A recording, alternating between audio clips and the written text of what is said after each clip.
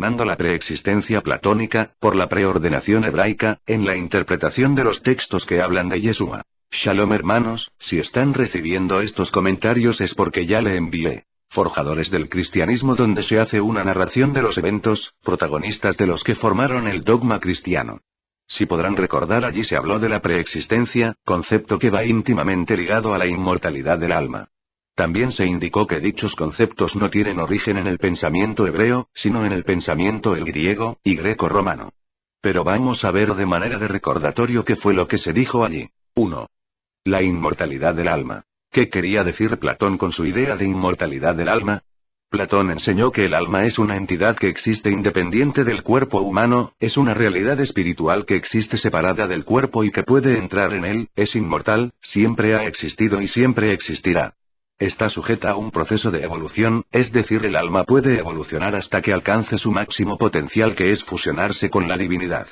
Por lo tanto, enseñaba Platón, que a la hora de la muerte, el alma, el principio espiritual, debido a que es espiritual, sobrevive a la cesación de la vida biológica, muerte, y asume un nuevo ciclo, entra en un nuevo estado, en una evolución.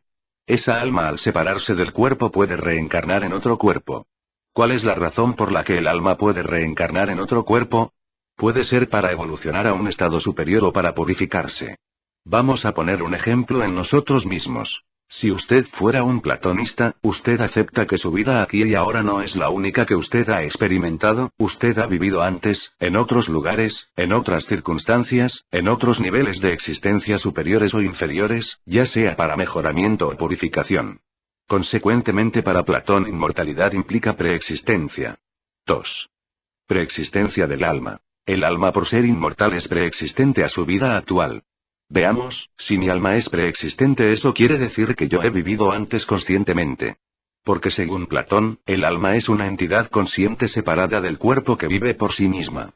Sé que quizás es fastidioso repetir todo el tiempo lo mismo, pero hermanos, tengo razones de peso para hacerlo, son casi 2000 años de esa información mediática, de generación a generación, y por lo tanto se cuela en nuestro subconsciente, haciendo que de manera involuntaria, analicemos ciertos pasajes bíblicos, y de manera involuntaria se cuele este platonismo en su interpretación final.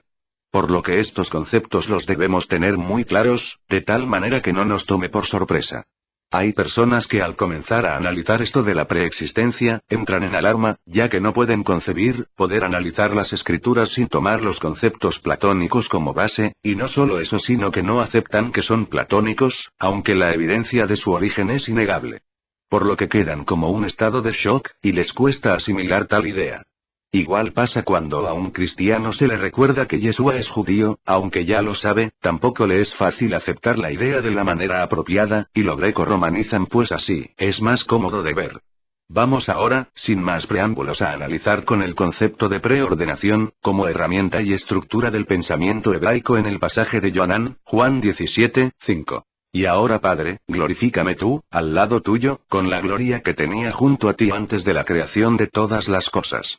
Si usted tiene una mente influenciada por la filosofía griega, inmediatamente interpretará estas palabras, como que si Yeshua físicamente existió, y vivió allá, y ahora él está pidiendo regresar a la posición que tenía antes.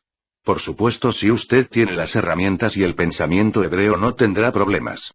Hermanos, Yeshua dice, y ahora, glorifícame tú, Padre, junto a ti, con la gloria que tenía contigo antes que el mundo existiera. Las escrituras no dicen, devuélveme la gloria que tuve. Inclusive en la traducción al griego de esta declaración de Yeshua dice, dame la gloria que fue contigo antes que el mundo fuese. Es decir, lo que preexistió fue la gloria reservada para el Mesías, preparada para el Mesías antes de la fundación del mundo en la mente de Hashem, en la preordenación de Hashem, no Yeshua glorificado que vendría después en el plan eterno de Hashem. ¿Cómo entenderían los padres de la Iglesia, que interpretaban que Dios se había despojado de la gloria para encarnarse en Jesús, el pasaje de Yohanan, Juan 17, 22, que dice, la gloria que me diste les he dado, para que sean uno, así como nosotros somos uno? Nos hacemos esta pregunta. ¿Cómo nos fue dada esa gloria que menciona Yeshua en Yohanan, Juan 17, 22, si todavía la redención no ha sido consumada, si todavía Yeshua no ha expiado nuestros pecados por nosotros? ¿Cómo puede Yeshua darnos esa gloria si todavía no había muerto ni resucitado? Mis amigos, solamente desde una perspectiva hebrea podemos entender estos pasajes realmente. Cuando Yeshua dice, la gloria que me diste les he dado, quiere decir, mis intenciones, mis deseos, mis planes son Hashem, que esa gloria que tienes apartada para mí, y que tú me has revelado que yo voy a tener, ellos también las tengan conmigo. Amigos, preexistencia en la mente hebrea no significa que las personas o las cosas realmente existen, sino en el plan de Hashem, en el programa de Hashem, en la mente de Hashem, en el propósito de Hashem. Veamos otro pasaje Juan 6, 62. Pues que si vierais al Hijo del Hombre ascender a donde antes estaba. ¿Qué significa esto? Significa que Yeshua estaba regresando del lugar donde previamente había vivido desde la eternidad. ¿O significa que por medio de su ascensión estaría tomando la posición prometida para él desde los días de la eternidad?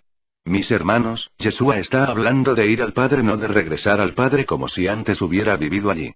Cuando revisamos la traducción griega de este pasaje, encontramos la palabra próteros G 4387. Próteros. Anterior o previo. Pasado. Que puede denotar anterior, antes, esta palabra tiene una relación que nos puede dar una mejor comprensión. Próteros. Adjetivo. Culto, 1. Precedente, anterior. 2. Antecedentes. 3. Expresión. Por adelantado, de antemano, a priori. Proteros 5 hembra. Y ante. Log. Anteriormente, anterior, en particular a la expresión de antemano, por adelantado, antes de que ocurra o antes afectada. Ejemplos en retrospectiva. Hice condenado. No sé de antemano cómo van a reaccionar. Gracias de antemano por cualquier servicio que pide. Como vemos, se relaciona más a algo que se ha sido reservado, por adelantado. Por tanto, el antes que aparece en Juan 6, 62, se refiere a lo que había sido planeado para Yeshua con anterioridad, no un lugar donde él hubiera vivido físicamente y previamente. Como la mayoría de los traductores bíblicos por la influencia de la teología católica cristiana consideran que Yeshua preexistió físicamente antes de su nacimiento físico, traducen este texto como indicando que el Maestro estaría regresando al lugar donde había estado desde la eternidad. Por ejemplo, una cosa es ir a un lugar donde se te tiene reservada una mesa, y otra es regresar a un lugar donde estaba tu mesa. ¿Cuál es la diferencia? Que en el primer caso tú vas a un lugar que previamente no habías estado, en el segundo caso estás regresando a un lugar que tú previamente habías estado. Veamos ahora Juan 8, 56, 57, 58. Abraham vuestro padre se regocijó de que vería mi día, y lo vio, y se gozó. Entonces aquellos Yehudim le dijeron, ¿aún no tienes 50 años y has visto a Abraham? Yeshua les dijo, de cierto os digo, antes que Abraham naciera, yo soy. Cuando se dice, antes que Abraham naciera, yo soy. ¿Qué quiere decir Yeshua con esto? Que antes que Abraham existiese físicamente, ya en el plan de Hashem, estaba que yo fuese su simiente, es decir, que Hashem tenía un plan de hacer un Masías antes de Abraham. Abraham tenía como misión ser el canal por el cual yo viniera. Yo no existo para Abraham, Abraham existió para mí, para ser un instrumento por el cual yo pudiera venir al mundo, por lo tanto él vio mi día y se gozó. Ahora bien, cada vez que podamos ver un texto semejante usaremos los lentes griegos para interpretarlo. Entonces interprete este bajo el contexto griego. Veamos Revelaciones 13, 8.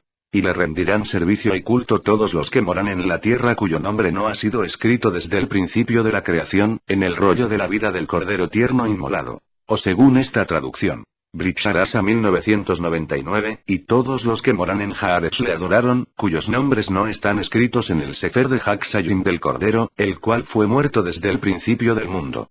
O esta. CE 2011, lo adorarán todos los habitantes de la tierra, cuyos nombres no están escritos en el libro de la vida del Cordero degollado, desde la creación del mundo. En este texto se declara que Yeshua fue inmolado antes de la fundación del mundo. ¿Significa esto que Yeshua fue inmolado físicamente antes de la fundación del mundo? Como usted de seguro es una persona sensata me dirá, claro que no. Lo que pasa es que el dogma no dice tal cosa, ya que si hubiera sido enseñado, de seguro muchas personas sin analizar nada, y influenciados por el dogma dirían que sí. Pero ya usted sabe que debemos usar los recursos de interpretación hebraicos, y no greco-romanos, y entonces podemos decir que, en el plan de Dios, en la preordenación de Dios, desde la eternidad la ejecución del Mesías era fundamental. En la mente hebrea, todo lo que forma parte de la voluntad activa de Hashem preexiste desde la eternidad, y en esos casos las escrituras usan el tiempo pasado, que se conoce como pasado profético. Se usa el pasado profético, no para describir que el evento ya tuvo lugar, sino para afirmar que según el plan de Hashem tendrá lugar. Se usa el pasado profético para expresar la certeza y la veracidad de la voluntad divina. Luego, si el Eterno lo permite, seguiremos hablando de esto. Shalom a todos.